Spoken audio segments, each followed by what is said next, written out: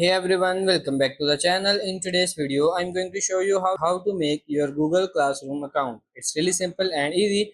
First of all, open your Google Chrome browser and then you have to go to this website, and from the search results, you have to click on this first website. You will see this kind of window. Just simply tap on this plus icon and click on this create class. Then you have to check this box here and click on this continue.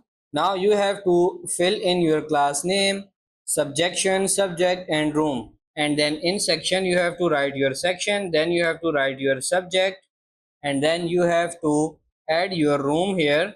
Then click on this create.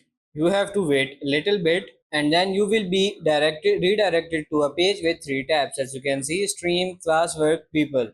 Take note of your class code, give this to your students so they can join your class.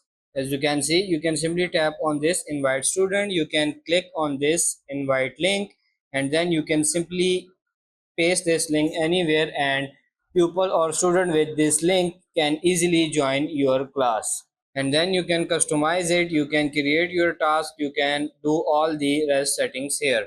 You can click on this gear icon, you can change your subject name, and you can see this manage invite codes. You can turn on and off. This is your class code. You can give this code to anyone and they can easily join.